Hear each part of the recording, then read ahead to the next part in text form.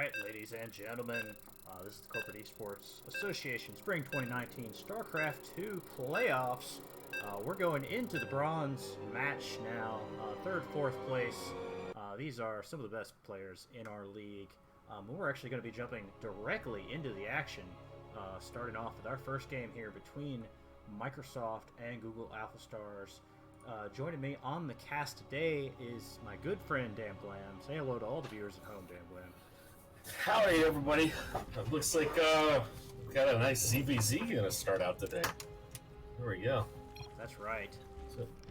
Starting up here in the upper left corner, our purple Zerg from Microsoft. It is crazy. And in the bottom right corner, we have two Banes. I guess he's usually random, so I guess this time he rolled Zerg from AlphaStars. Yeah, it's not entirely sure what the situation is with the lineups and stuff. This is a little bit out of the normal for CEA. We do normally... this is the first game we've seen all season, which essentially doesn't count. This is our third, fourth match. This is the bronze medal match. Both of these teams lost last week in the playoffs. Microsoft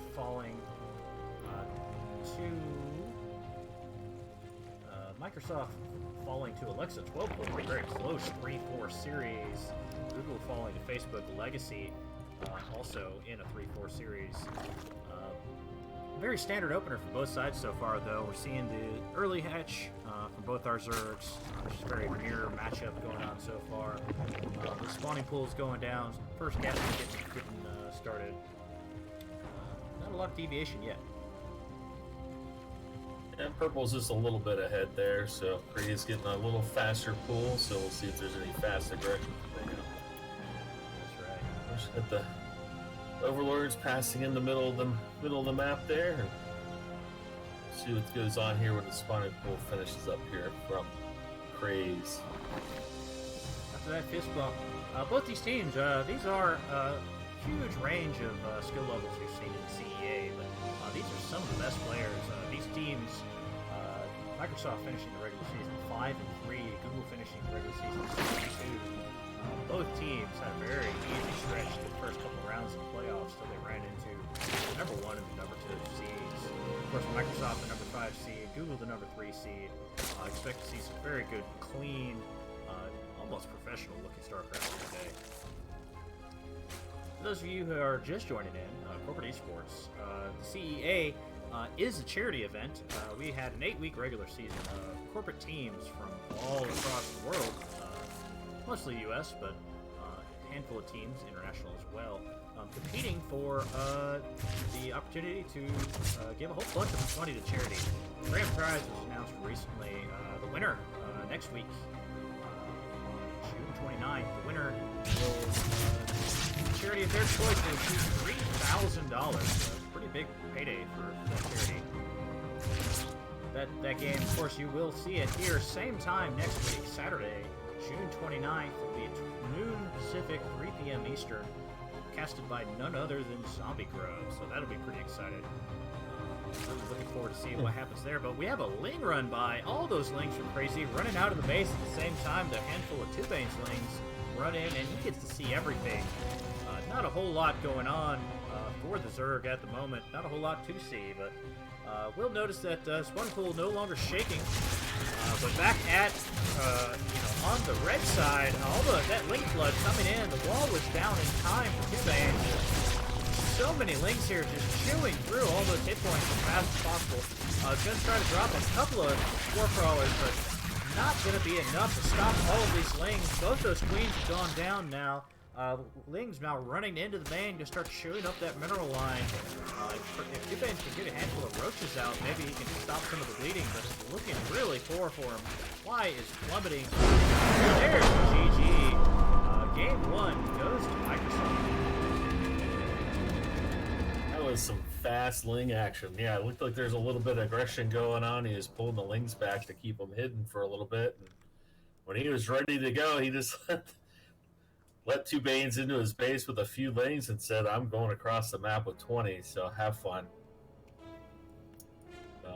You try to get the wall up, just not enough time there to get things blocked off and get the roaches out. The tea will hold that off a little bit better.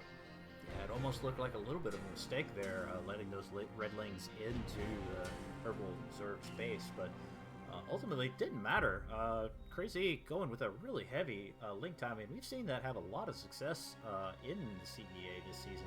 Of course, our normal casting, normally we're taking a look at the Red Hat squad. Red Hat, a team full of Zergs, for those of you who have been following along all season. But this is our playoffs now, so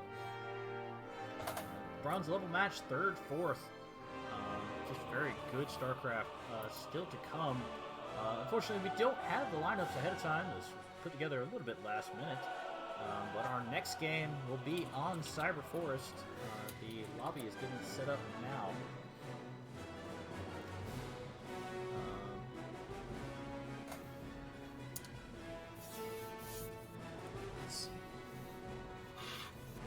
Excuse us just a minute. Just going through some of the technical setup here.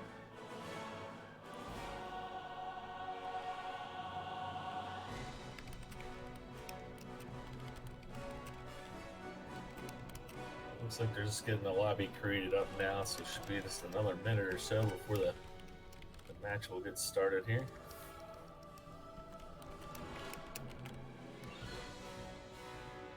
For those of you who are paying close attention, you might have noticed the last map there didn't have all of the goodness of WCS game art modification. Fantastic mod. A lot of shout out to the guys who created that.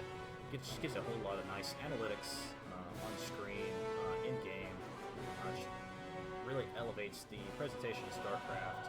So we're trying to get the rest of our maps. This is a best of 7. You're going to see at least 4 maps. Karos Junction, which we just saw game 1. Cyber Forest, Turbo Cruise, and King's Cove.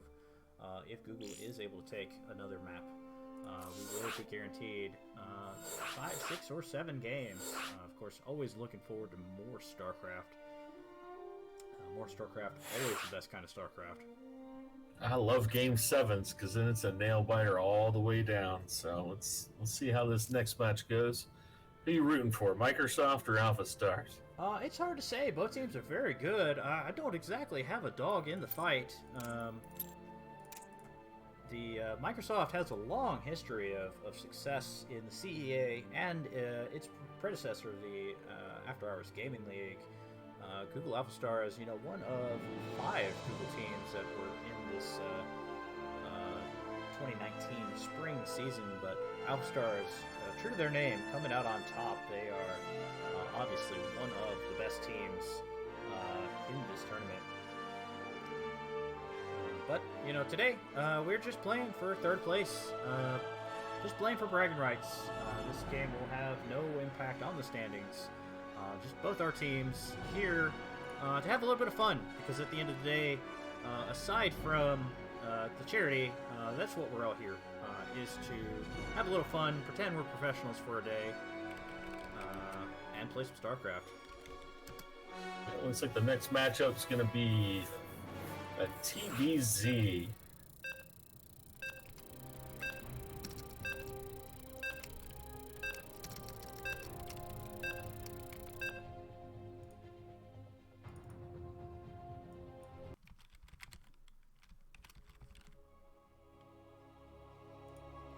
Alright, TVZ, so a little bit different now. These non-mirror matchups obviously don't have quite the mirroring in your early build. Alright, looks like in the top left corner we're going to have Grip Bear from Microsoft. Love to see Mr. Clippy there just floating next to the base there. And the bottom right we're going to have Silver Bullet from AlphaStars. Yeah, and you can see their logos there. Obviously, our team's very creative. These are all working professionals. A lot of them are in creative stuff. The AlphaStar logo, the Clippy logo. Both teams showing a little bit of personality there. Just a really excellent job all around. pretty standard opener so far from both sides. Terran choosing to drop the barracks, get the first gas going. Maybe he wants to get some Reapers out. It's a pretty good map for Reapers. A lot of opportunity for the Reapers to abuse that high-low ground. Meanwhile, Great Bear going ahead and dropping that second hatch. He's going to want to go ahead and get that economy going. Zerg, as usual, is going to want to stay a base ahead of its opponent to take advantage of all that macro. So the Terran definitely be able to get a wall off if he's worried about any aggression. That pulls a little bit behind because of the expansion first there. So take a look and see what Microsoft's going to be up to here. See how things progress here. That's right, and we do see that first Reaper coming out for our Terran. That Reaper, not necessarily looking to do a lot of damage with that Reaper, per se, but he is hopefully going to get some good scouting information, find out exactly what the Zerg is going to throw at him.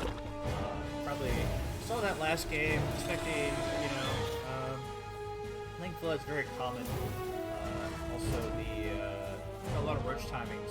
He is hopefully going to see this third base going down for Great Bear. Very fast third base. Very strong economic opening. Silver Bowl gets a view of that. He's going to feel really safe with that expo he started on his own. Link spot for Grit Bear. They're going to run this off, but River's just going to continue to be very annoying. That one link getting very low. Does get picked off, so just very minute losses here can extrapolate into bigger losses over time. Of course, that Reaper is going to hang out. He's going to bandage his wounds up and probably go in for another peek later. Meanwhile, taking a peek at the red base, you're seeing that Terran infrastructure starting to go up. Double barracks factory almost finished. Looks like he's going to want to maybe go with a little bit more of a bio play. Marine tank, marine mine, a couple of different styles we've seen in the CEA this season. Meanwhile, that third base for the Zerg has been established. He's going to want to start getting drones on that, get that saturated, get that economy in full gear, while the Terran gives him a little bit of a reprieve, probably waiting for that stim timing to finish.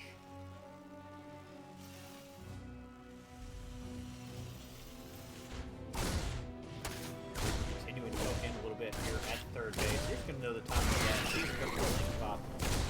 Obviously, the more lanes that Reaper can pick off, just limit Grit Bear's ability to hold map control, ability to get a mission. I really wish he had those lanes back. But he does have a couple of roaches marching across the field, but the Reaper turns around at the right time. He's going to see these roaches coming across, and that triggers Silver Bear to just start putting the wall up. He's going to want to get to a defensive position as quickly as possible. Drops 2 NG bays. They're just going to build very quickly. Got a lot of hit points. Only has a handful of Marines to build. He's going to want to get these bunkers up as quickly as possible. This bunker can be very key to defending. Just 5 roaches though. 5 more coming across the map. As that bunker just about to finish, first flight also finished. Silverbull's got a very strong wall off here. With enough roaches though, he's going to start building that second bunker. If Grid Bear continues to commit to that, it could be very scary. Morphing in a couple of Ravagers now. Their Ravagers is going to give them just a little bit of siege opportunity. Be able to drop those siege shots from long range on that bunker. Maybe deny some of the SCV repair, but Silver Bullet chooses to retaliate now, picks up the medevac and starts moving across the map. Doesn't have a lot here at home to defend, and just a handful of Marines and 1 Marauder. Those Ravagers start to pick away, but here comes the drop. All the Marines chasing away the workers from the third base. They might be able to get this off. Nothing here at home for Grid Bear to defend, but meanwhile, it's not looking good for Silver Bullet. Those SCVs pulling off the line and start repairing that bunker, but just not enough DPS in that bunker to shoot up through the inversions. Looks like those 2 bunkers will go down, but with the additional Marauder there, just able to chew up through that armor back in Gridbear's base, the third has been taken down. The three sprinters work. Loses 2 before he loads up in the medevac and flies off. Very, very good game sense from Silverbullet there, knowing that it wasn't going to take much for him to defend.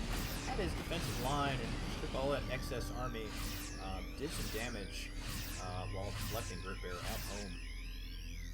Now, Silverbullet can put a very aggressive position here, starting all the rest of his army across the map with that one medevac there, going to keep those Marines and Marauders in full health. Picks off the new third that Gridbear is attempting to build. Puts Gridbear in a little bit of an awkward position now. So Terran has 2 established mining bases. Gridbear onto himself. He's going to knock off that creep termer. Keeping the creep spread very limited, going to be very important for the mobility of the Terran army right here in close proximity to the Zerg.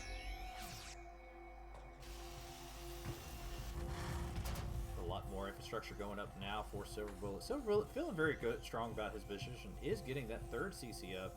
Win ahead, get more ahead. Hard to say that he's really ahead, but he does have a very strong position here in this game.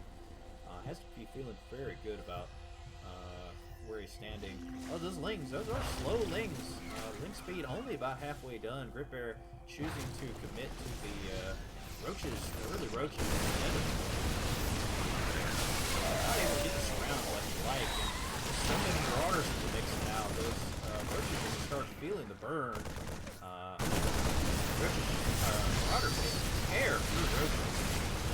Essence screens for so many shots. More links continue to go across. At that speed, they're just getting picked off by the fire force. And this one's running in. There's the GG. Victory to the Silverbullet. Gonna have to say that was some good micro on the Terran's part there. Silverbullet definitely holding down the fort at home. That Reaper worth his weight in gold today. Seeing the roaches coming across, giving just enough time to partially build the supply depots, pull the workers, and drop some engineering bays just in time to get a bunker and secondary bunker up to hold that off. It's definitely some good micro, some hard playing there. Yeah, just excellent map vision. For players who are in maybe a little bit lower leagues, the Reapers can be very underrated. Just give you so much map vision, so much map control. Map control is not always about having an army in every position to deny your opponent. Sometimes it's just being out of the map, seeing what's coming at you. Of course, seeing those roaches coming across, giving just enough to finish that bunker. Bunker was critical in holding, and then not only that, having a really good game awareness to pick up most of his army in a very scary moment. Only a handful of units at home, 4 Marines and a Marauder and 2 bunkers, and committing 8 Marines and a medevac to go across the map and take out the third of the Zerg. Very ballsy move. Paid off very well for him, though. Indeed, for the win on that one. So, yeah. And with that, Google ties it up 1-1. Already proving to be a very good close series. Our next map, though, it will be on Turbo Cruise 84. This is an exciting map. I was gonna say that's a snazzy name there. Yeah, definitely.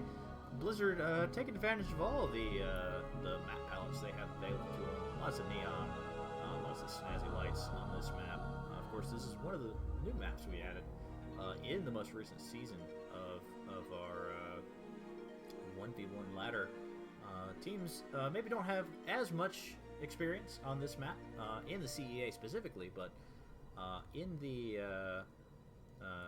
if they've been laddering, practicing, they should have know most of the intricacies of it.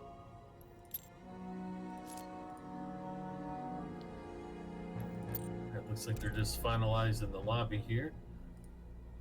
So it looks like from Microsoft we're gonna have Fun Case. Fun Case? Let's see. Fuin Kaze. A lot of interesting names. Hard to say. And Guillotine? Guillotine? I don't know. Guilgatine versus Guilgatine. Fuenkays. So yeah, we're gonna have a good PVT, so that's exciting there as well.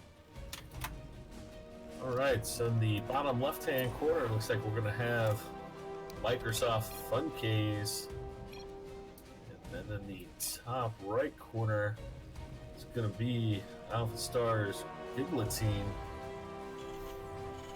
So TVP continuing to see a range of matchups here in our bronze medal match.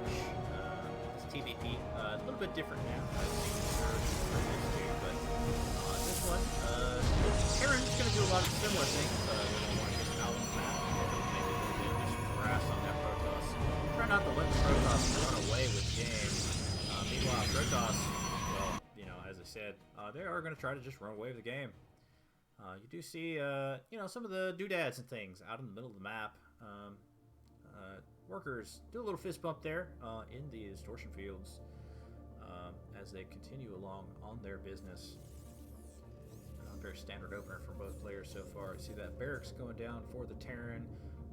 Fuenkays, what is this probe doing? He's just scouting around. Probably just wants to make sure Terran's not doing any funky building a base outside of the base. He's going to be interested in doing a little bit of proxy action on his own, though. You do see that one probe snuck into the Terran base. He's taking a look, seeing what he can see. Guillotine pulling the cheeky move, dropping the Engie Bay in the natural for Fuenkays. There's the pylon going down. We'll see exactly what he chooses to do with that. That cybernetics core about halfway done. That's going to be the critical check for the Protoss. Poor probe's got a hard job picking away at the engineering bay. It's just, you know, when you get down there, he's just going to cancel this sucker anyway. That's right. But we do see now Warp Gate starting for Fuenkays. Doesn't look like he's going to... Oh, there he's going to go ahead and drop a Robo. There we go. There's the Proxy Robo. This could be a very strong build. I've seen this come up a couple of times in the most recent GSL season. Getting some of those heavy units. And he's going to go ahead and drop a gateway for good measure. I'm going to be able to let him warp in, get that really heavy warp gate pressure.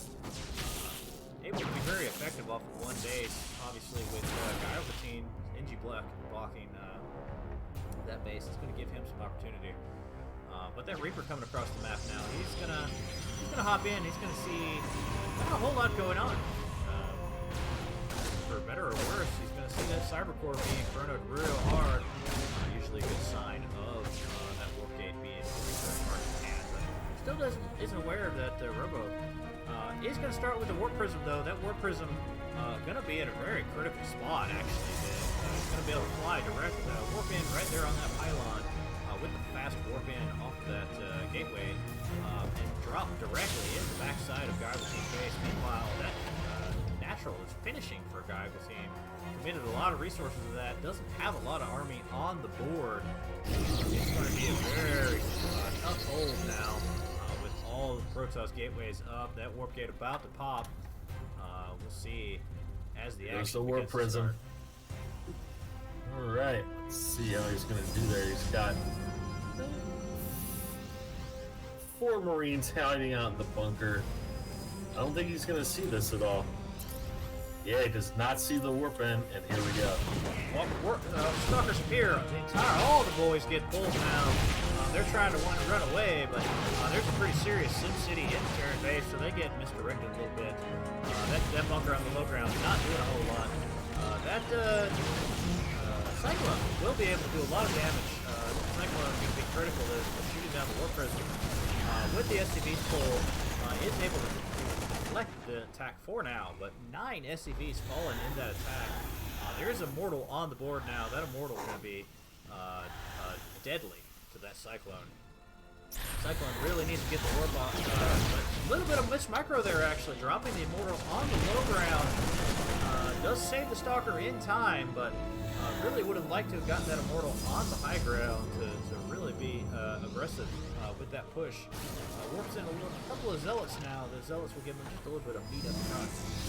But tank about halfway out now for our Terran.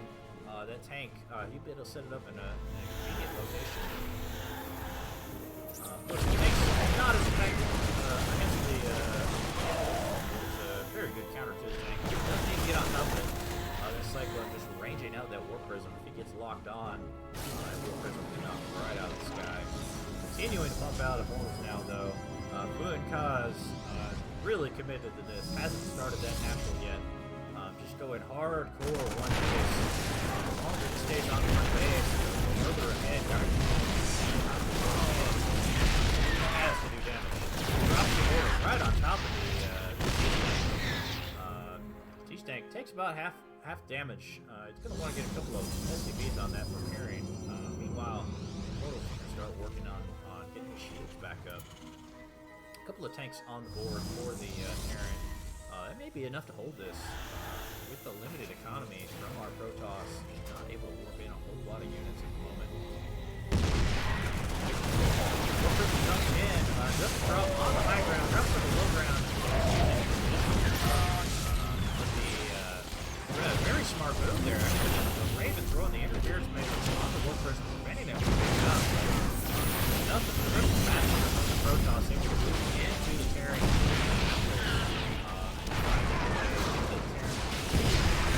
Back up and move. He advantage. Push the Immortals onto the high ground now. Make sure working that tank. Not a lot here left for Terran. And there's the GG. Microsoft takes their second win of the series to go up 2-1. And we're definitely getting some really good micro out of these games today, so that was excellent Warp Prism play. Keeping it out of just enough range so that Cyclone couldn't bring it down, just lifting those units up in there to poke, keep that army out of position, and push in when he got a sufficient army there. Yeah, you could almost say the Terran put himself in that situation. Of course, he... Engie blocked the expansion for the Protoss. Protoss probably, it's hard to say whether Fu and Kaz planned that build or not, but Terran certainly funneled him into it. Of course, if he was planning to do a one base heavy push like that, I'm sure he was laughing all the way to the bank as it played directly into his plans. Not being able to scout that proxy robo, though, that was a killer for the Terran. Didn't have anything in position for the initial drop. Lost several workers, quite a few workers, 9-10 workers, and probably kept the economies even enough, kept the Terran economy from really taking off with that low ground expansion. But eventually, just the pressure from having to put out so many army units were limiting him from being able to build up a critical massive army against what the Protoss was throwing at him. Yeah, those Immortals are not fun to play around with. So, oh yeah, Marines were just kind of, they were not having a good day in the infantry. Of course, Immortals, living up to their name in that situation, I don't think he lost a single Immortal in any of those engagements. But normally, Immortals, they don't do quite as well against the high DPS, sort of very fast-hitting units like the Marines, but just not enough Marines there to deal with it. Never able to take out that Warp Prism, despite a couple of small missed micro, trying to get units on the high over the low ground. Didn't actually make a difference for him. Still able to pull out the win. We're getting into the lobby now, starting up our fourth map, King's Cove. See what our teams decide to throw at us this time.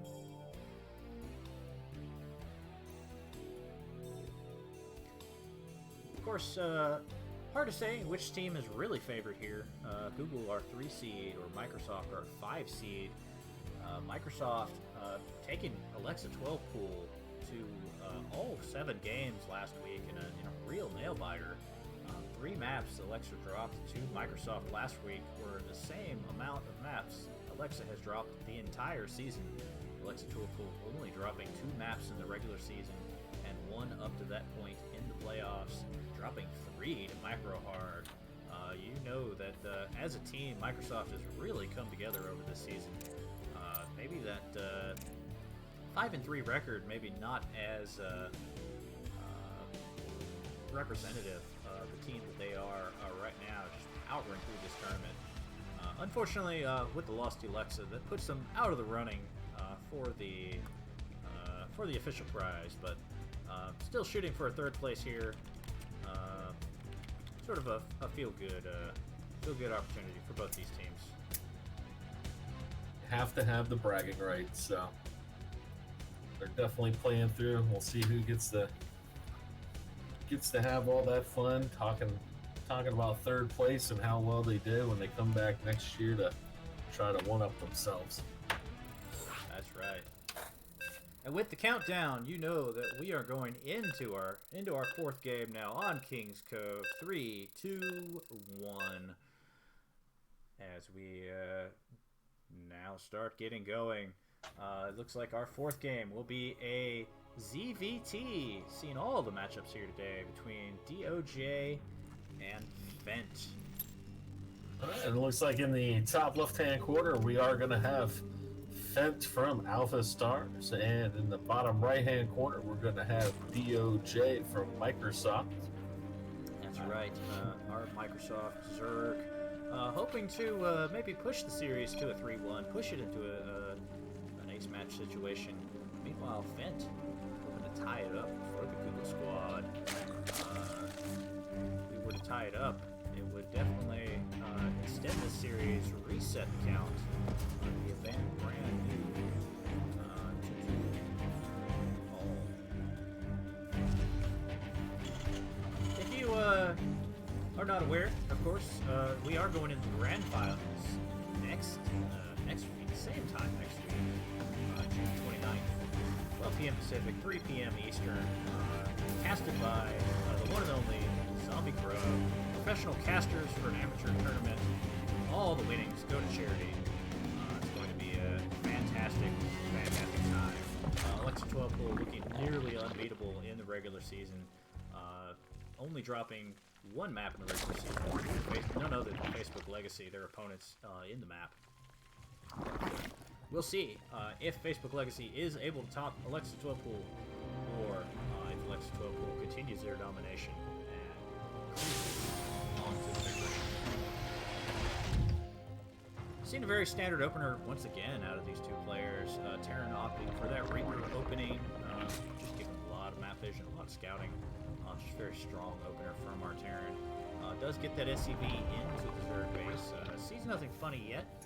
Does see that pretty standard timing on the natural hatch. Just gonna poke around, doing his tourist duties, reporting back to headquarters. Sees no 3rd base, most importantly, knows that the Zerg's not being super greedy. Gives Fent some pretty good confidence in going ahead and dropping his second command center. Get expanding. Reaper coming across the map now. He's going to see what he can see. Another very good map for Reaper here on King's Cove. You have that sort of series of sort of short cliffs that he can hop up and down on. Very broad attack angle. Isn't going to even bother poking at the probes. Just swinging around looking for that Zerg tech into the natural siege. Time crawler going down. Maybe a little overly defensive than you would expect out of a Zerg. Especially a Zerg still on the base. Coming in for lap number 2, the Queen is there. Drone's pulled to try to stop him, but will be to no avail. Reaper slides on out, but the Natural is going to shut down all of his shenanigans. No jetpacks for you today. Handful of Lings now moving across the map. They're just probably going to do the same job. Speed just finishing up, so they're going to run a little bit faster here. Yep. With that Reaper off the map now, that gives Zerg pretty much full run of the map. those lings, didn't lose any lings, didn't lose anything from that Reaper, so these lings will be able to kind of force the Terran to camp at home. Hadn't moved that command center out yet, so that orbital still sitting in his main. He's not going to be able to do that while these lings continue to run around as natural. It's going to put him a little behind. I think just waiting for that tank to pop out, get a little bit of cover there. Yeah, he does have a serious SimCity situation, though. He's going to need to start moving some buildings around, get those out. Tank shell one-shots the wing. Zerg guts go flying all over the Terran ramp, and nothing really changes. You do see the armory going down for the Terran, as well as the third hatch going down for our Zerg DOJ. Both players seeming to opt into a little bit of a longer game. Unlike some of our games so far, we've seen a lot of early aggression. The Protoss, one base, proxy robo, the Ling Flood for Microsoft in our first game. And now both the players seemingly happy to just sort of sit at home, bulk up, and shoot for that sort of mid to late game kind of army composition. You do see with Starport going down for Fent, the Spire answer coming in for DOJ, as well as Banelings. So we could see a Ling Bane Mutalisk type composition, very fast, very highly mobile composition. It may be very effective against this sort of very mixed composition that Fent's going with. Fent seemingly hasn't really committed to anything yet, but is starting to build up numbers of aliens, tanks. Maybe wants to go into a mech heavy build. The armory, just using that armory for upgrades. Not a lot of units to shoot up though. It's going to need to keep its green production up. Its Widow Mine, Thor's out to deal with these Mutalisks that might be on the way. DOJ continuing to get his geysers down.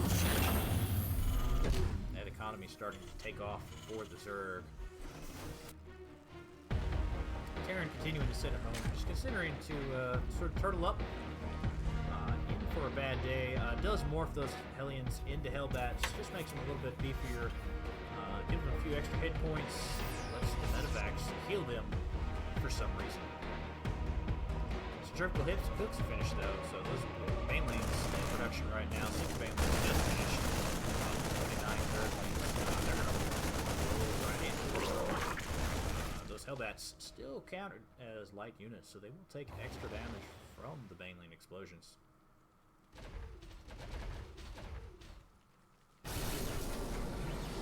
Siege tanks sieging up behind the middle line here, just trying to find good positioning to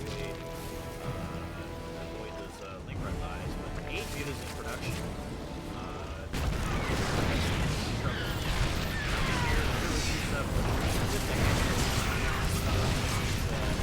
Beetles are going to fly in.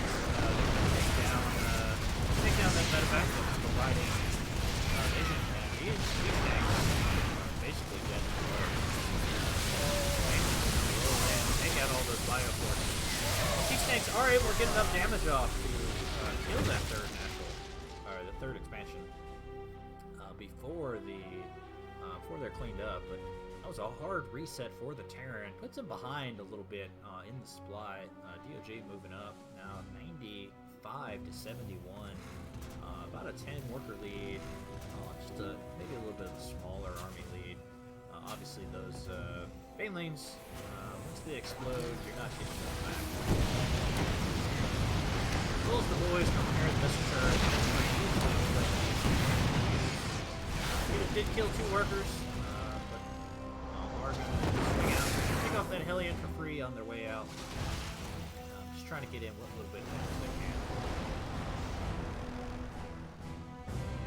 Thor's on the field, plus a handful of Vikings, going to be very effective at balls and Mutas up at the wrong moment, taking a huge bit of splash damage from that Thor shoulder cannon. Not a good day to be in the for sure. DOG still kind of flying around with those Mutas though, trying to get a little bit of work done. Is start to transition now. Drops the infestation pool. It's going to allow him to move up. The hive tech is about, as well as being about halfway done with the hydras. Lingbane Hydra can be a very effective counter to the sort of heavy mech build that we're seeing out of Fent. The Hellion tank Thor. Not a very fast composition. They tend to want to find a sort of establish a fortified location and move around.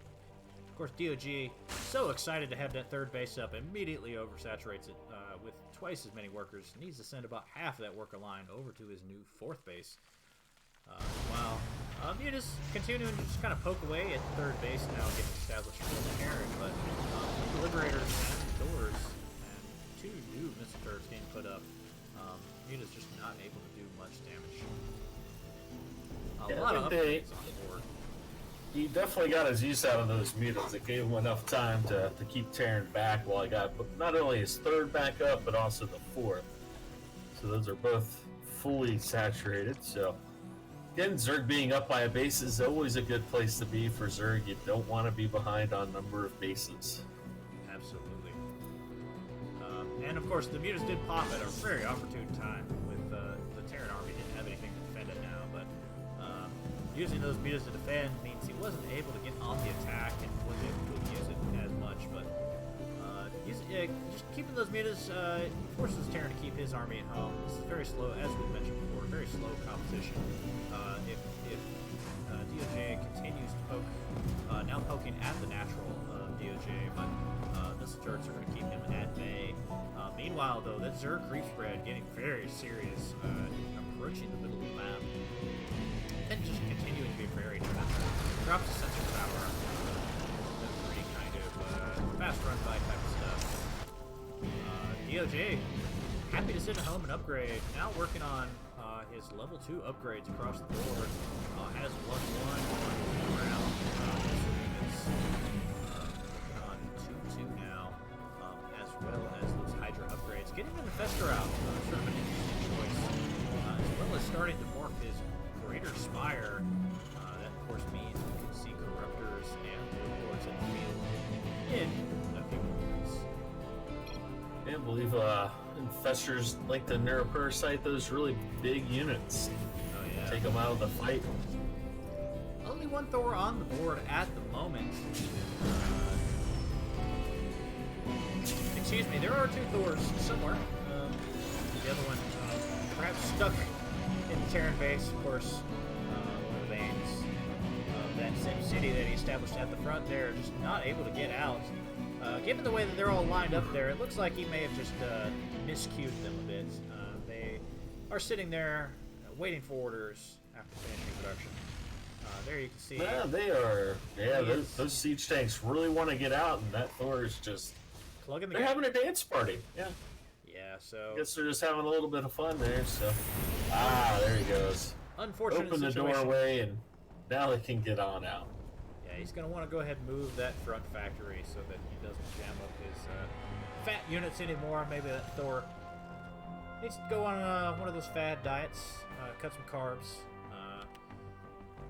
squeeze through. Looks like we have the 4th and 5th base have finished, and the 6th base is on the way for DOJ. So, really feel like Terran's going to need to start doing a little bit of action here to kind of hold back Zerg before he gets too far ahead.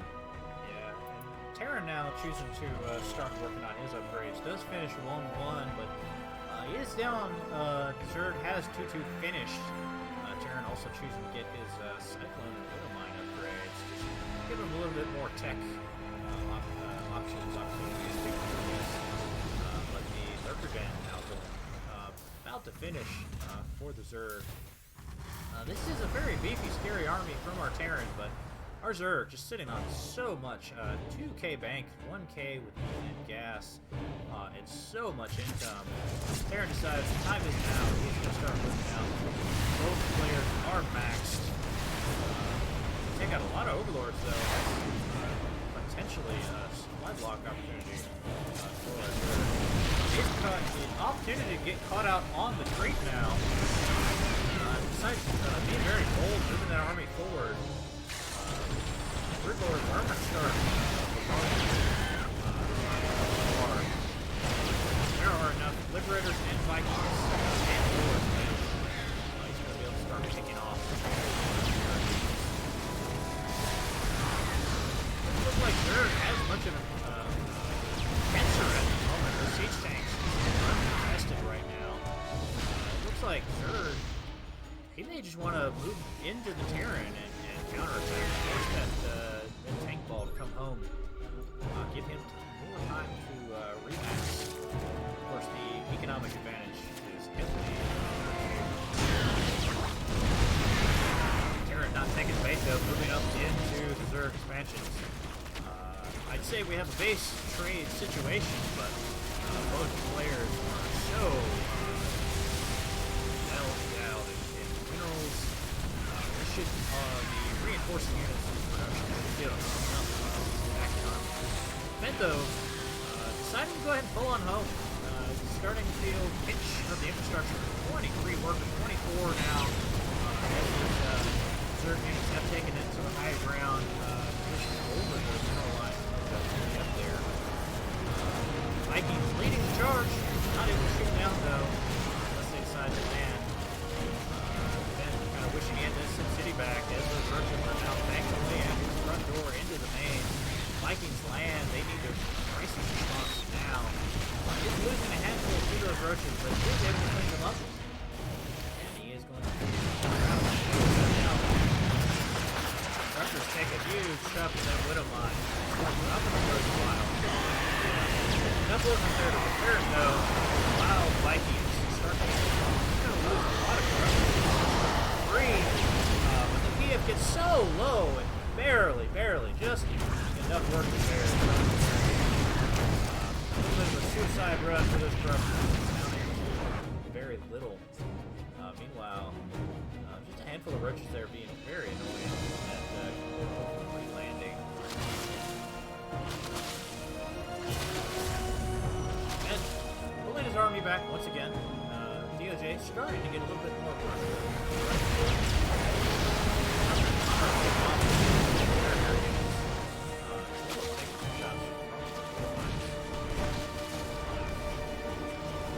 More Vipers in production for our parent now. Those Vipers can be very effective at yoinking some of those heavy units, putting them in vulnerable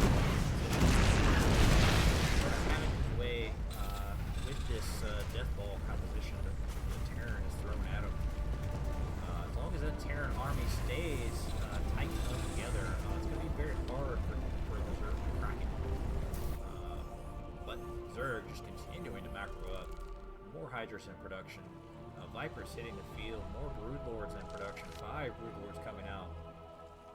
It's not entirely clear where they're at, but it will take them a while to get over to the Zerg base, or to the Terran base.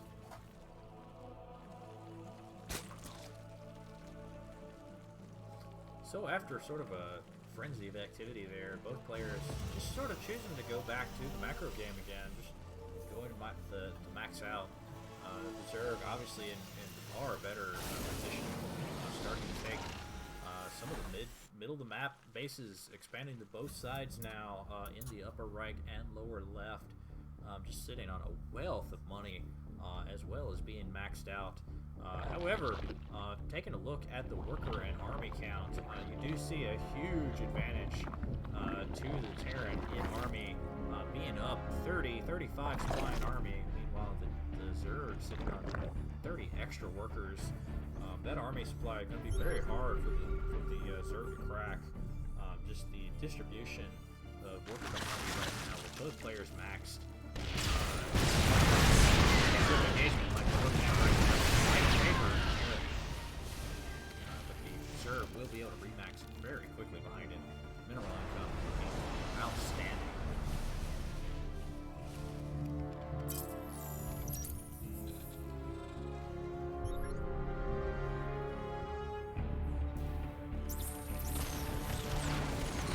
Cyclone's going to strike do a little bit of damage, but not going to be able to do a whole lot. Those Vipers and Corruptors going to take some opportunistic shots. Hellbats are able to take out one of their bases. Zerg has a lot of bases on the map. broodlings and a handful of roaches. Probably going to be able to clean them up. Does have burrow researched, so those hellbats are going to show up. Not see any workers. He's going to pick off a handful of workers just on splash damage alone, but meanwhile, we're just at a Mexican standoff here. Neither side really wants to engage into the other. Because in addition to those broodlords, the Zerg army has gotten very slow in coming. Yeah, he loses 2 broodlords, 3 there. Vikings been uncontested. A lot of Vikings on the board for the Terran. Ruckers flying around, not shooting. The parasitic bombs, though, do land on the Vikings, starting to do heavy splash damage. Ruckers clean up the remaining Vikings. Looks like it's going to end up being very close here. Just a handful of Vikings and a handful of Corruptors left off, but we now see Yamato being researched for our Terran, and we might see a switch into battle cruiser. The first battle cruiser in production. One battle cruiser on the field, you can see in that heavy death ball there. However, just this hit squad of roaches and hydras sort of moving across, seeing what the Terran's building. Terran has to be feeling very squeezed on minerals now. Hasn't really been able to expand beyond his initial 4 bases. Excuse me, 5 bases. All the minerals in those are gone now. Continuing to get some free shots on those structures will be fly by. Not much Zerg to do to crack this. Really needing to take advantage of those caster abilities as the C6 move in. One Ultra there on one side. Looks like he's going to go in for a little bit of a flank. Those from the Lings and Ultras directly through the operation now. Battle cruiser back on, taking heavy damage. Looks like the Viking count in front has been reset. Rovers taking heavy losses as well, though, as the Thors continue to pound away with them. Add more Vikings here.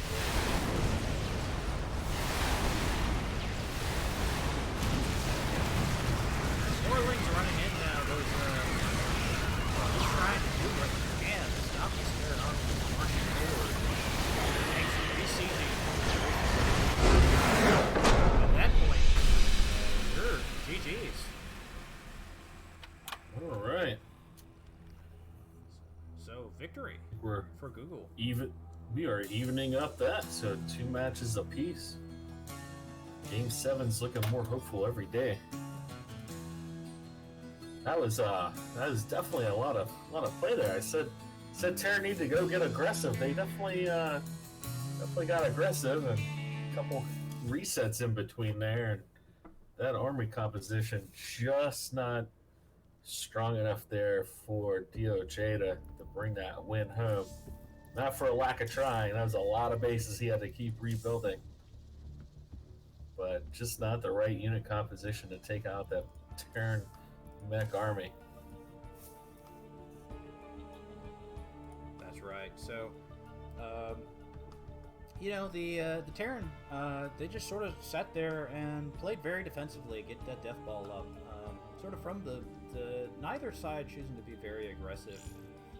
Just allowed both sides to macro up. Zerg was never really able to get to a sort of a scary composition. Had a lot of workers there at the end in that sort of 200-200 sort of matchup. Wasn't able to, it was always behind in the army side of it. Just not able to crack that Terran composition, not able to take advantage of the parasitic bombs or any of the other caster abilities that he had available. So we're getting into game number 5 now. It's going to be on New Repugnancy. This is going to be the first of our what would normally be ace matches, but now that we're in a 2-2 situation, it's now a best of 3.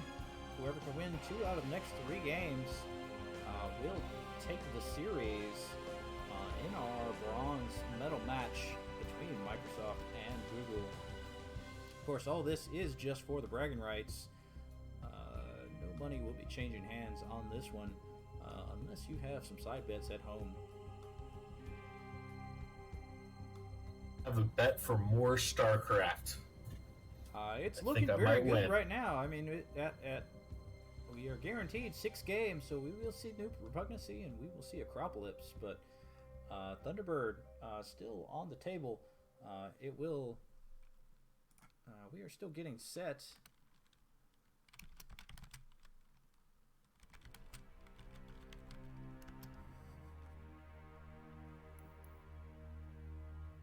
It looks like we have Fun K's again from Microsoft, and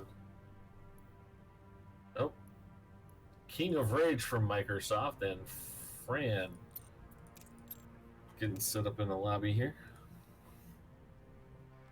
That's right. Just a little bit of confusion there. Putting the casters in for the player slot, not usually recommended. I assure you, I don't play at the same level of StarCraft that we're seeing here. So we're going to see Fran and King of Rage.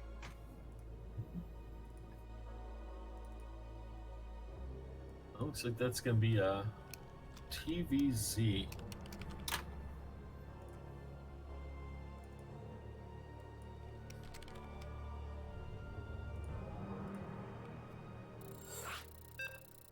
With the countdown, we are going to be getting started here just momentarily for our game number 5, the first of our potential three ace matches between these two teams in our bronze medal match between Microsoft and Google.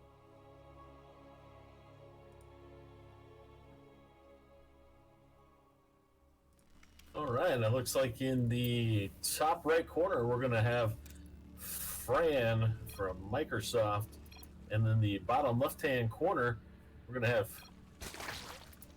our Red Zerg. King of Rage from Microsoft, sorry, and Correct. Fran from AlphaStars. All right.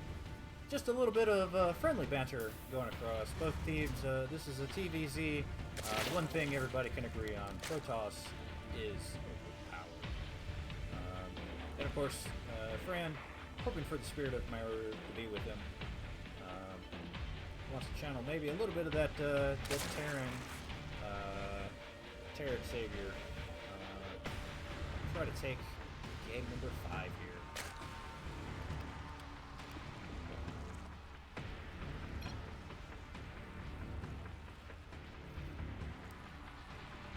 Of course, based on the format of our series here, any single player is allowed to play in 2 games throughout the series. Generally, we play one game each in the original best of 7, first 4 games of the series, and then take some of your aces and throw them in the last 3 games. We haven't seen either one of these players yet, though, so just throwing the whole roster at this series. This is all fun and games. We'll get as many people in before the season ends, but we do want to see victory here as well. Bragging rights, taking 3rd base in the spring 2019 CEA. This is the inaugural season, of course, of the official CEA. Totally separate entity from the previous Macrohard game. As we've seen from most of our Terrans so far today, that Reaper now coming across the map, he's going to get a little bit of scouting in. We do see King of Rage parking the Overlord in the perch. Able to get his eyes on everything the Terran's doing in his natural. There's certainly nothing dirty about that.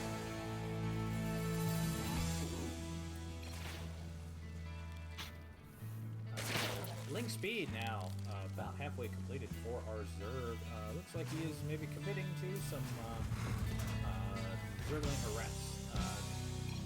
Meanwhile, Fran getting that factory up in his base does have his natural up.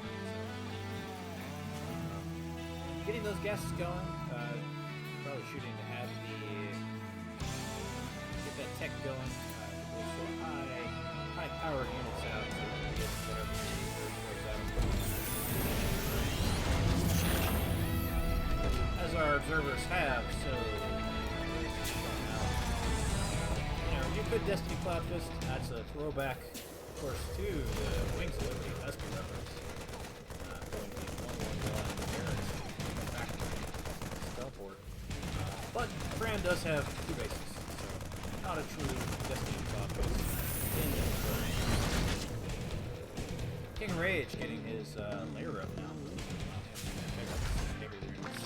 Get some upgrades. Doesn't have much else tech at the moment, though.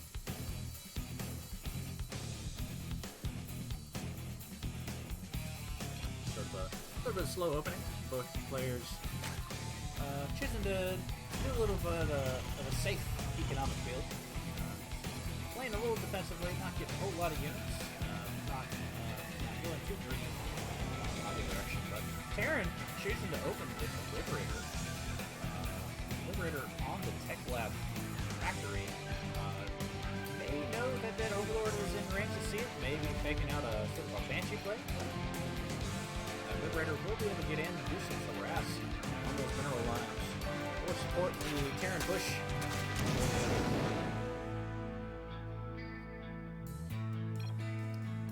Lings just out on the map, providing that map vision to the Zerg.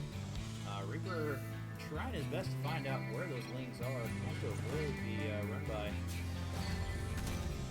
Things are going to pick off that one misrally SCB, though. That SCB got caught building that supply depot on the outside of the line. Couldn't get back in, but the Lings are able to clean up just those handful of Lings.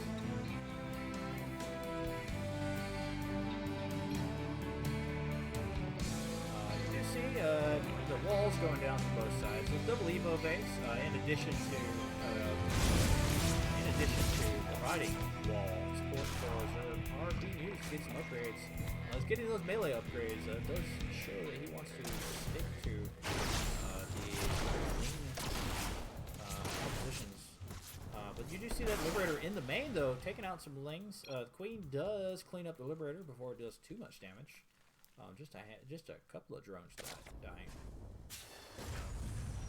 But not a whole lot else going on. Both sides just continuing to tech up, continuing to get that critical infrastructure to support their mid-game plan. SCB there, doing his laps back and forth, just watching for that Zerg expansion to go down. Just get an idea of what timing on it is on that. But if he doesn't see an expansion anytime too soon, he's gonna have to know that the Zerg is bulking up. Of course, the Zerg army count only 13 right now. Mostly just a handful of Lings, a couple of Queens on the board. Is dropping double Nidus though. Those are 2 Nidus entrances, and that Overlord has been sitting uncontested up there in the upper part of the base. I imagine we're going to see some Nidus action here very shortly. A couple of Swarm Hosts coming out. This is probably the cheesiest of Nidus builds. You put your Swarm Hosts into the Nidus, they respawn their Locusts, pop out, release the Locust, and then run back to safety. It can be a little difficult to deal with, but with some good scouting, knocking down those Overlords, giving the Zerg vision, keeping the Zerg from dropping Niduses wherever they want. There's the first Nidus going down, you can see in the lower part, and there's the second Nidus.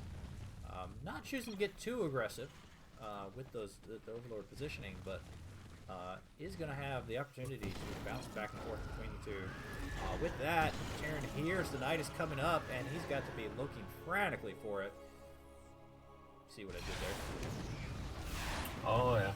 I'm surprised he didn't go for the one up in the base. That Overlord had vision, and nobody knew it was there. So at 2 Nidus networks, I would have went for the front door, back door option. And that's true, but there may be a little bit of a mind game going on. Not putting the Nidus in the main base, of course. You have to expect that your opponent has a pretty good army sitting around, making sure that he's on top of that Nidus appearing, but did go ahead and take out the Overlord. It did move down to the lower part, taking out that lower Nidus, but the upper Nidus still available. Is unloading some units from that upper Nidus. The Locusts are now flying around. They are going to get some free hits on the supply depots, and all the swarm hosts go back to their hole. He's able to pick off that tank, so for 3 units, does get some damage done. Is going to restart that Nidus, get Nidus back down at the bottom of the map. That Ling there, give him just a little bit of vision. Once again to drop off a new load of Locusts. Looks like he might be just content to bounce back and forth. But he's starting to look in a little bit perilous position. Zerg on 3 base, Terran also on 3 base. Not really where he wants to be economically as a Zerg. 23 Bailings, though. I'm pretty sure those guys are going to go for a road trip to the network there. So Locust flying on into the Terran base. Does have to lift it up to avoid losing it. But meanwhile, Terran's just going to go ahead and move in along the there's a lot of Marines there. Those Marines, hell, that's just a scary army from the Terran. Does have enough Banelings here to win up most of it. It's going to be losing a lot of army in the process. Those Banelings not super efficient with the tank mix. Of course, all those Banelings are lost supply. Once they explode, they are done for good. Continuing to pump out these Locusts, just really annoying. Probably got Fran a little bit on edge. Not sure exactly what to do to deal with it. He is now supply blocked, so Swarm Hosts definitely doing their job now. We'll hold Terran up to remake those supply depots and not have more army to keep any pressure on. He is dropping in the back, though, with the Doom drop from the medevacs and the Marines there. Plenty of army here to deal with. So many Banelings. So many Banelings. And the third just went down for King of Rage, so that is going to slow them up. Yeah, so the Terran army just being very efficient here. He knows that he has a massive army advantage, and just pushing over the Zerg. Zerg not in great position. He's down 128 to 80 supply, down in workers, down in army. All he really has is this ping-pong Nidus network. He's been trying to leverage. He's being really annoying with it, being somewhat effective. It's just not game ending damage, or even really game delaying damage. Fran providing sort of a very efficient response, and deflecting the not all as much damage. Medevac is going to start picking up and dropping a handful of things off at the expansion of the Zerg. Pick off a handful of workers. Back out to the cover of the tank.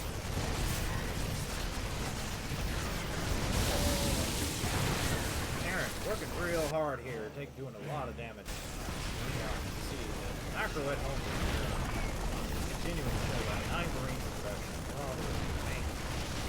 14 wings. Not going to be very efficient trade.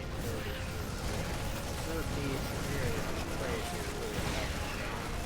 Hasn't really got that third re-established yet. Really struggling. Tank just re-shell. Does send a warp storm host. One way to look at more than enough to use the storm host or the tank. But with that, the medevacs pick up and drop again. Handful of medevacs sent home to get this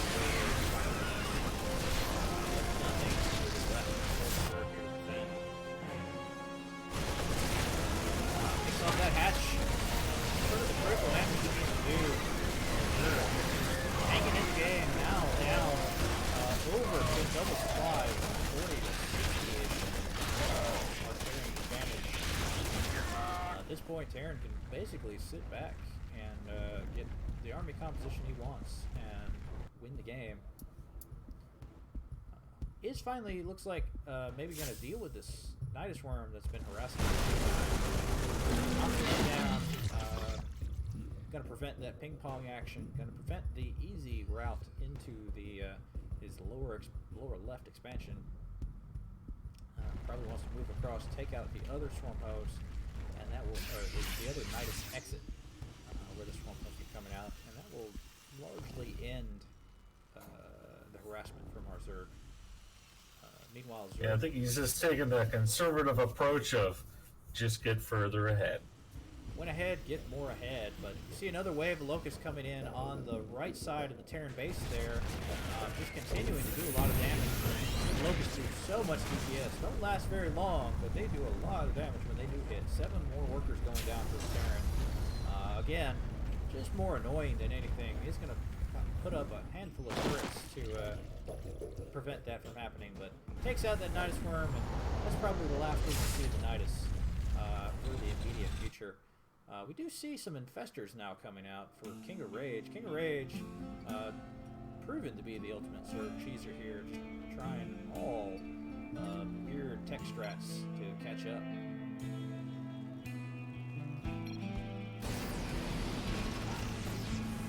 Handful of Marauders going to walk up into the base. Going to see nothing, honestly. Infestors just trying to hold out for a little bit more energy.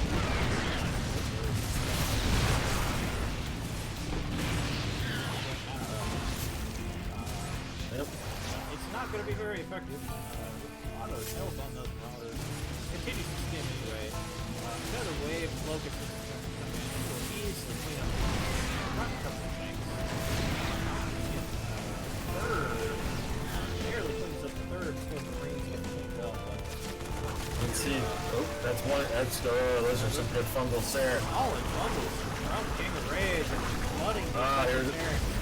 Does lose the base though. Terran takes heavy hits, but a handful of small drops from another medevac to the main. Marine goodness for killing the reinforcing drone lanes. Going to kick off a handful of these infestors. Google. Winning game number 5.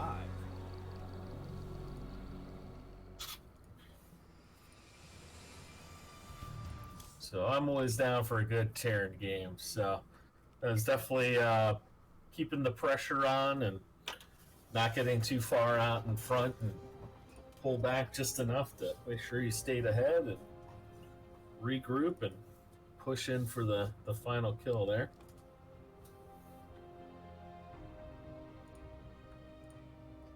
Yeah, after a very back and forth series, Google now taking 2 games in a row, maybe building a little bit of momentum. Going up 3-2 now. It's game point for Google. I feel like it's going to go back the other way and we can go to a game 7. That's even more fun. Always willing to see more StarCraft. Game number 6 will be on Acropolis, though. It's another new map that was added in the recent season. Acropolis has some interesting features to it. We'll have to see if the players can take advantage of some of the interesting pathing. We do have a Terran, maybe some Reaper play, take advantage of some of those high-low ground cliffs, taking advantage of some of the vision from medevacs, using siege tanks. Of course, if we don't It's have definitely an interesting map. There's actual terrace level, outside dining, outside the main bases. So that's always good. You can stop on the ledge there, have a little snack, and can continue on up into your opponent's base. So hopefully there'll be some play off of those. But looks like this is going to be. I think we're trying to establish who our players are. Of course, in the ace matches, we don't have established lineups. The results are announced sort of as the games are played. does look like we are going to see Crazy, though. And Orange Karma.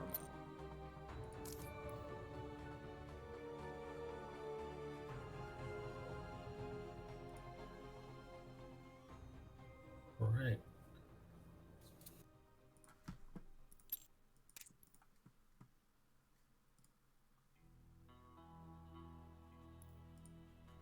We'll have to see if Craze is able to pull out another win for today. Yes, of course, Craze, our player from map number First one. map of the day. Yep. Showed a really strong Zergling push. Just a flood of lings, able to win that first game very quickly. Orange Caramel appearing for the first time today. We'll see what he can do for Google. Orange Caramel, of course, has the weight on his back to try to win the series for Google. Craze trying to pull it back to an even series, 3-3. All right, it looks like in the bottom right is going to be Orange Caramel from AlphaStar, and in the top left we're going to have again Craze from Microsoft. So it will be interesting if he does that same timing from the first map. That is a really aggressive timing, so it will be interesting to see how Protoss plans to try to hold off that aggression if that comes his way. Mm-hmm. Of course, in that first game, that was a ZVC, so that heavy Ling flood, if you in the mirror match, if your opponent is matching what he's doing, very easy to take away from it. Protoss has a few other different tools to deal with that sort of heavy timing, so we'll see if he does commit to a similar build, or if he decides to change it up. Sort of get into the head. It has to be in the head of Orange Caramel, though. Mind games are a real thing with these players. Has to be ready for anything. Let's see here. Pool's nowhere close to done, so this probe's going to get in with no issues at all. Get a good timing. Doesn't see anything crazy going on. Standard gas of 2 workers, just so he's got enough gas to get it out the Ling speed. May have been a little bit of a mistake only having 2 workers in that gas instead of 3. You do see a handful of pros that will attempt that strat on and off. Just sort of depends on some of the different timings. But if he is doing that sort of heavy Ling flood with that speed, doesn't need a lot of gas. Is continuing to collect gas beyond 100 though, so is gonna start getting those Lings out. Actually, he's gonna start on a layer. This is an interesting development. Grays, certainly not the Ling flood that we saw in game 1. Maybe he has gotten into the head, taking advantage of getting in the head of Orange Caramel. Orange Caramel playing very safe, getting that Protoss wall, starting Warp Gate up very quickly. Just things that a Protoss can do to defend very soon. Probably not going to be ready for some later attack. That probe is going to note the timing of those Lings coming in. Probably going to think the Zerg is ready to expand. But of course, no drone coming out to expand. Again, going to those mind games, just maintaining map control. Doesn't want his opponent to know what he's doing. Star Goat going down. Getting a little bit of air action here. He's going to drop a shield barrel. Just a little bit more defensive there at his front wall. And there's the Nidus network coming down for Craze. Let's see, does Craze have vision anywhere on the right side of the map? It does, but there's also that probe just wandering there as well. Yeah, it's possible that probe doesn't actually see the Overlord. Actually, he does. He is patrolling back and forth. He's just hanging out there. Decides to drop the pylon just in case. Lets him know that I know that you know that I know you're there. And on cue. There he goes. There's the Nidus. Oracle about the top for Orange Caramel. The Oracle can be very good against these lanes. Just a little bit of damage out on it. A lot of links come out now. The Protoss army decides to run away. All the probes get pulled. Not a good time to be in the main of Protoss. The next night is now coming down into the after, taking advantage of what he had down there. We're now just seeing lots and lots of Zerg in the Protoss base. Oracle doing everything he can to zap away those lanes, but probes are going to get pulled. Going to clean up everything in the natural with a handful of things now coming back out of so those queens going to be there to support. Killing some of the Deer units. Void Ray do what it can to shoot down the queens. Working down that Nidus. He needs to take that Nidus out. Stop the units out of his base. Now starting to get pretty low. Into yellow now. Very good micro. Great.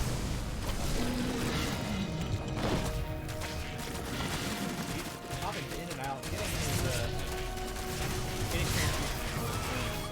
Not a lot left for the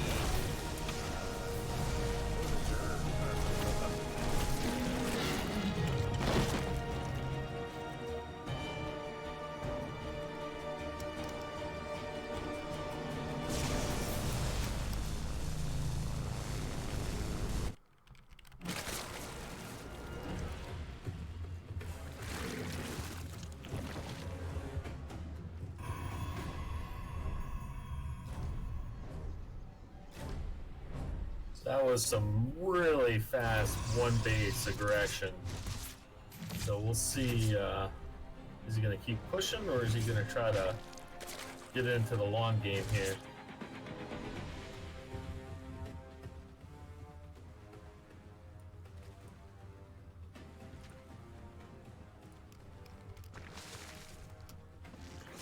Doesn't 20 more lanes. I'm going to go with he's probably going to keep the aggression on.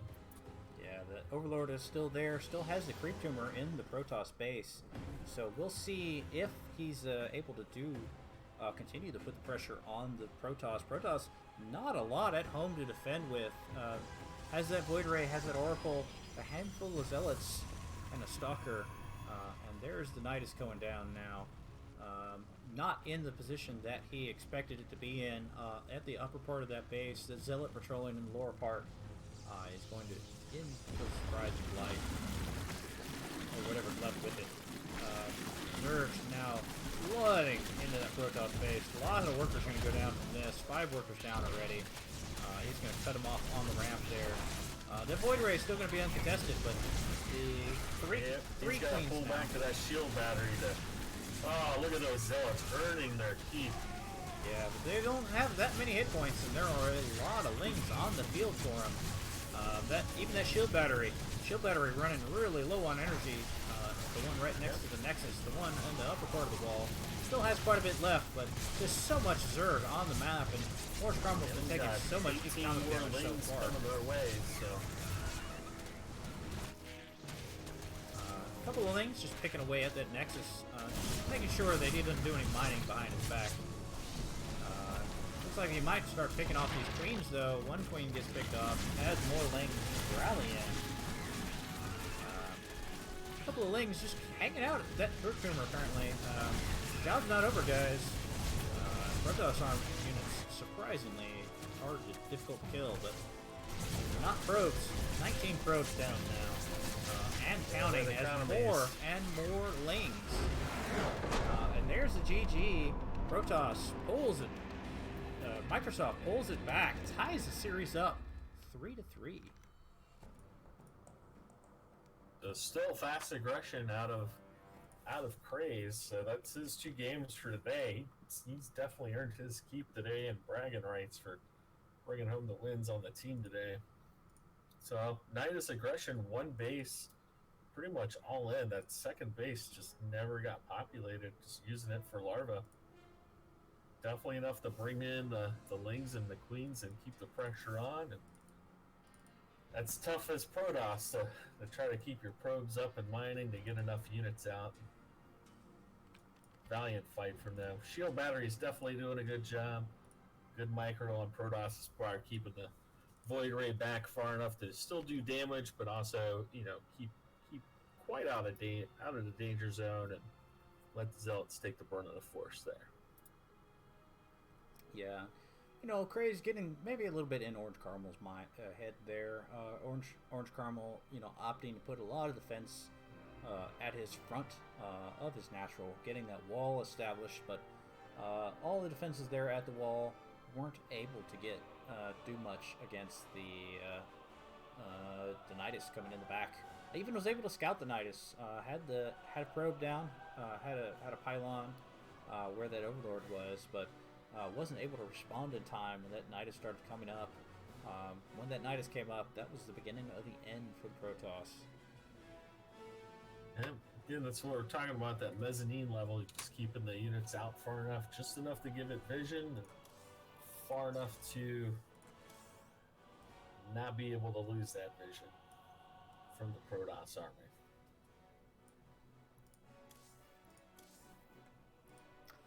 So let's just take us a couple of minutes here as we set up game number 7. Everyone's getting tense now. I don't know that we opened up. This was going to be sort of a fun series between our third and fourth place teams. Just something fun to do on a Saturday for a couple of eliminated teams, but going down to the wire. Very good series we've had so far. And it looks like we have our players for our final map from Microsoft. It's going to be Funkaze. And from Google, it looks like Silver Bullet for Google.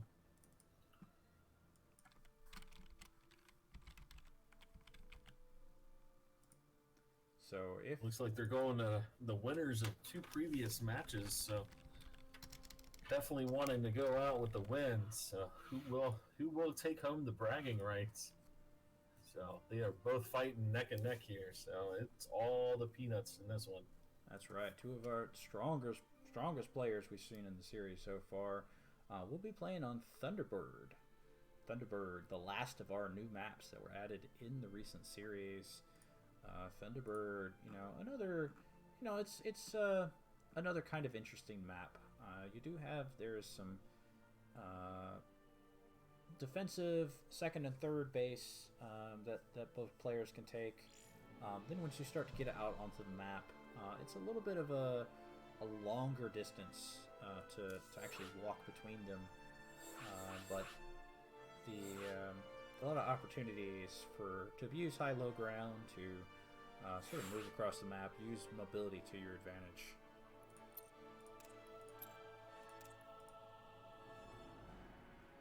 It looks like you can get a natural fairly easy on the map, and then the third's still tucked in there. So we'll see if they're going to go with fast and quick, or if they're going to go with a little bit longer macro build game here.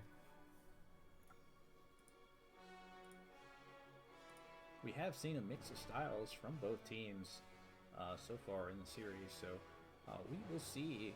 This is game number 7. This is for all the marbles, or at least the all of the losers' marbles, we'll call it, for that bronze medal, for the bragging rights. Just to say, whatever, going into our next season, potentially fall 2019, StarCraft 2.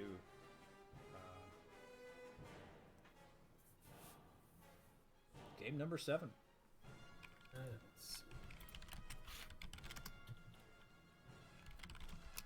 Of course, this is all just a warm-up for the main event. You do want to tune in next week for CEA Playoff Finals. Next Saturday, June 29th at noon Pacific, 3 Eastern. Casted by the one and only Zombie Grub. It's going to be spectacular.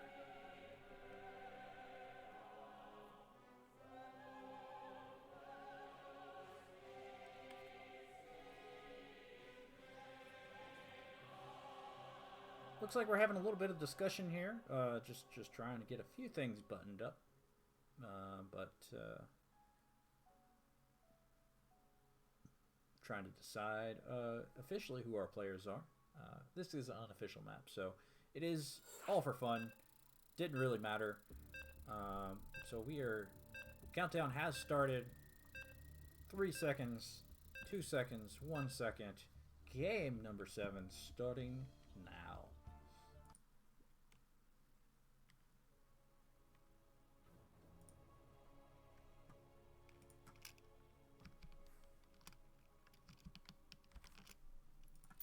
And it looks like in the top left corner, we're going to have Fun K's from Microsoft. And down in the bottom right, we're going to have Silver Bullet from AlphaStars. Let's see what fun shenanigans we're going to get into here. Of course, Microsoft choosing to abuse the casters once again by picking the hardest name to pronounce that we've seen.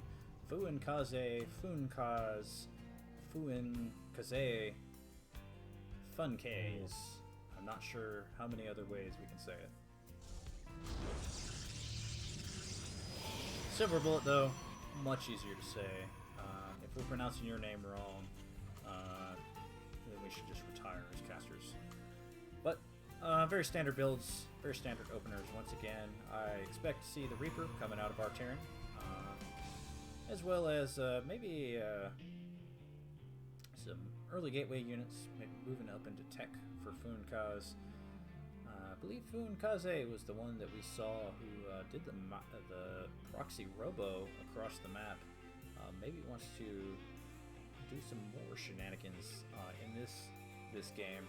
A little bit of a risky move, kind of ballsy to do that in game number 5. And there he is. Well, he looks like he is queued to do some scouting, but dropping the proxy robo in that third base, the nominal third base for the Terran, would be pretty effective. Probe getting some scouting in the main, sort of as a distraction. But the secondary probe has arrived at his proxy location. Drops the pylon. We'll see if he repeats his tech proxy once again. Is lower than the normal pathing for that Reaper. We'll see if he decides to scout with it. But he may just want to get across the map as quickly as possible, which means that he's not nominally going to see any of that Protoss building. Slides on by. It does see the building there, so the Reaper, the hero now for Silver Bullet, catches Fuinkaze's proxy, loses the probe, but not before he gets the buildings down. Drops an extra pylon along with the gateway and the robo, really just hoping for them to survive. Those double pistols from the Reaper not doing a heck of a lot of damage, just kind of poking down that pylon, trying to get it down as quickly as possible. The robo finishes. We'll see if he starts producing out of it. There's the Warp Prism. Looks like an identical build that we saw earlier.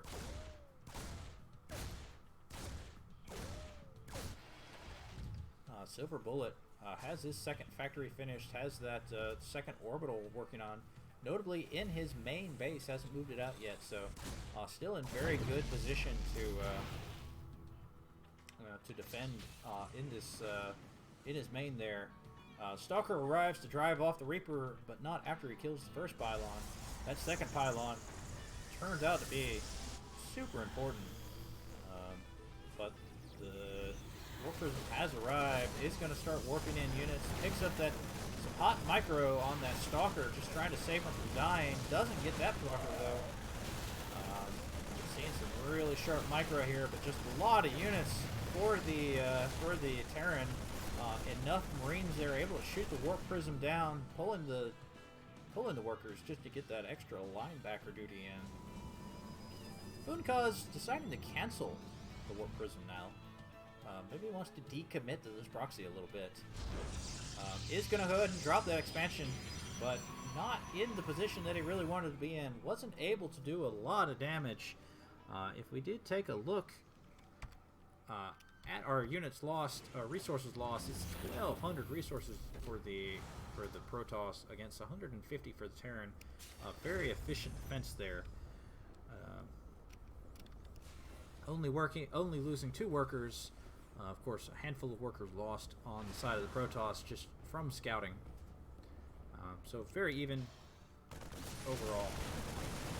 Two Adepts probably just wanted to do a little bit of scouting with them. They get caught out by that Terran army starting to move across. Is going to go ahead and chrono out that Warp Prism. It might finish. There's a lot of meat there in that Terran ball. Those Marauders can put out a lot of damage. Even if it does pop those Marines. No! Gets the pylon just before it finishes. That's a tough break for the Protoss. Good, he canceled it. Recouped the money. Yeah, so tough loss there. Funkaz needing some help to get back into it, and just sort of losing some of these toss-up situations. Silver Bullet, taking advantage of all these little margins to start just build, building his advantage, building his lead. Now 20 supply up, mostly in army, but Silver Bullet also sitting on 6 extra workers. Of course, Silver Bullet had been sitting on that orbital in his main for such a long time. Even though he wasn't able to move it out, he was able to start building up the energy for those mules. So, going to be able to have a lot more mineral income than the Protoss, who's just getting his natural established. But that may be for naught, as this bio ball is moving across the map now. That is a lot of Terran units and not a lot at home to defend. 1 shield battery, 2 shield batteries just now finishing. 3rd one on the way. 1 Immortal there to help defend, but that's just a lot of Terrans there. A lot of Marauders in that composition. Going to be able to tear apart those Stalkers. The 1 Immortal trying to squeeze around the other side. Isn't able to do a whole lot. At the end of the day, just enough defense there from the shield batteries to keep alive for just a few seconds longer. But all those probes there at the natural are dead. Those 2 Zealots gonna finally clean up what was left of the Terran with the help of those 3 shield batteries. But 10 probes down for the Protoss, just not catching any breaks. Yeah, again, looks like Terran's just going to do the, let me get a little bit further ahead, build some more stuff up, and see if we're able to move across and finish the game off. That's right. So, Funkaz looking for any kind of edge, any kind of margin he can do to get back into it, but not a lot of workers, not a lot of economy to do that on. Meanwhile, in just a short amount of time before the next wave appears, does see the Terran ball coming in with that Adept. He's running across the map, trying to get out of the way. Desperately trying to warp in a few more units. Pulls the workers, and there's the GG. Silver Bullet takes the series for Google AlphaStars. Google AlphaStars taking the series 4-3. So the moral of that game is always scout with your Reaper, especially against Protoss. He earned his keep and probably tied to the game, so that is definitely good planning on Silver Bullet's side to get his Reaper out, do a little bit of scouting, see where the proxy was, and apply the pressure.